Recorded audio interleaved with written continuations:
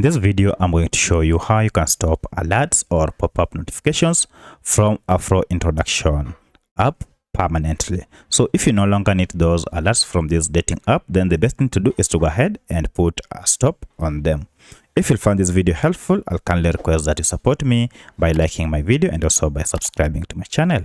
Alright, so to do so, we need to go ahead and access the app information page, and we can simply do this through settings. So I'll go ahead and look for settings on my smartphone, and from settings here, go ahead and look for the option called apps.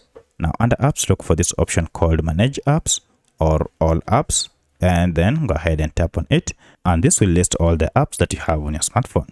Scroll through the list until you find your AfroIntroductions app, or you can also search for your app using the search function here. Once you locate your app, go ahead and tap on it, and you'll be on the app information page, and this is where we shall adjust our settings.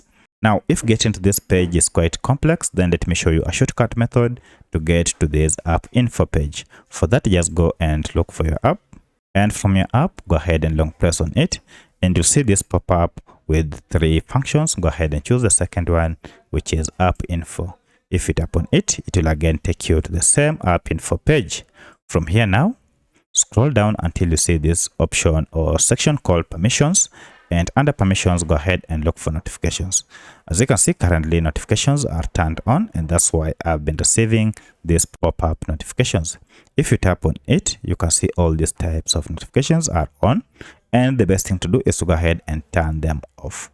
To turn all of them off, just go ahead and toggle this option called show notifications. If you toggle it off, it will switch off all the other notifications. From now henceforth, you will never again receive any pop-up notifications from this app until you go ahead and switch these on.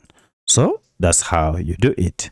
If you have any other question, kindly let me know in the comment section. Otherwise, thanks for watching, and let's meet in the next video.